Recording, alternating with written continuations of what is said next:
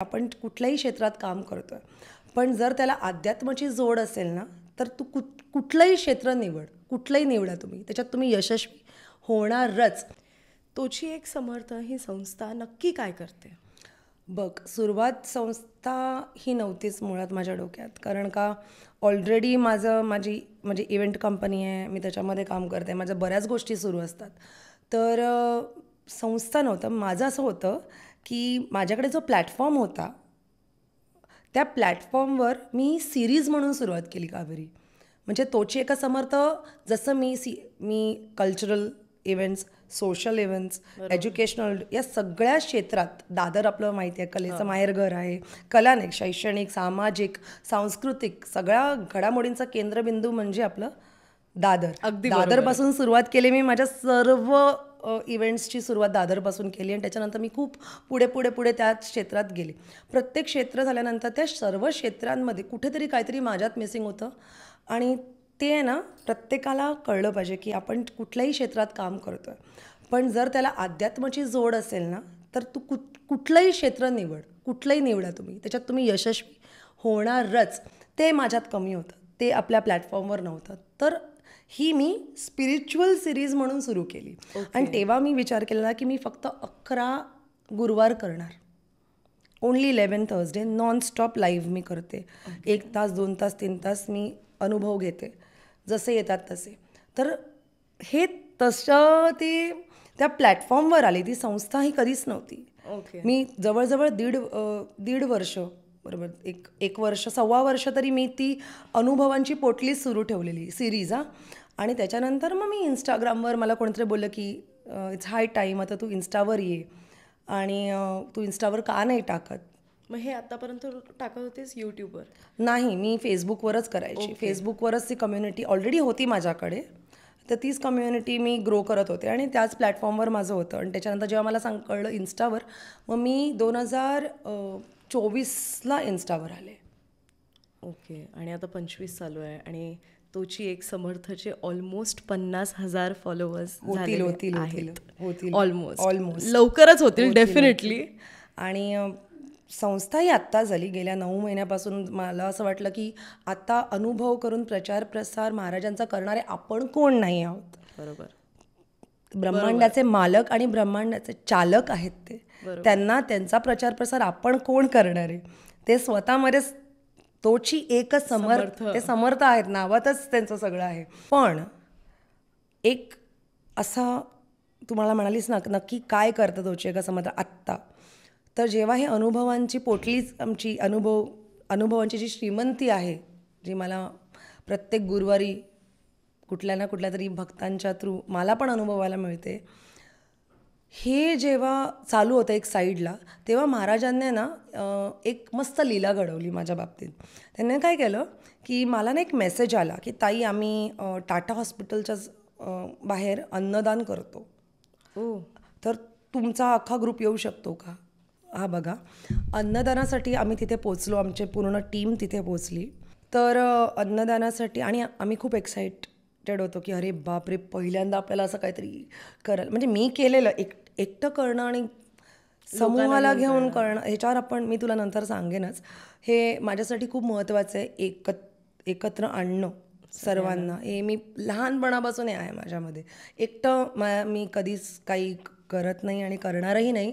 मला सर्वांना एकत्र घेऊन जाणंच, हेच मला, तशीच मी म्हणजे आईवडिलांनी तसंच मला ते लहानपणापासून तसेच संस्कार आहेत. I like togetherness, I like unity. तर आम्ही तिथे पोचलो. पहिलं केलं म्हणजे अन्नदान. कसं, आमरस, मग सगळ्या प्रकारचे मसाले भाजी, म्हणजे भेंडी मसाला, छोले मसाला, चपात्या, दाल फ्राय, पापड, गुलाबजाम, वाच होतं ते. पहिला मला वाटलं अरे वा, किती सगळ्यांना आनंद होईल ना, प्रत्येकाला वाटतं आपल्याला असं काही छान खायला मिळणार आहे. आणि तिकडे कसं होतं की टाटा हॉस्पिटलच्या बाहेर म्हणजे पेशंट्स तर असतातच डेली, म्हणजे व्हिजिटसाठी असतात, त्यांचे नातेवाईक खूप असतात जे आत राहू शकत नाही. मग ते रस्त्यावर, फुटपाथवर राहतात तिथे 2-2 दिवस. आणि त्यांना 2 वेळेचं जेवण हे त्यांना तेवढं नाही आतमध्ये पण त्यांचं कोण नातेवाईक असं त्यांचा खर्च करायचा की इथे खर्च करायचा. तर एक चांगली गोष्ट आहे की तिकडे अन्नदान होतं.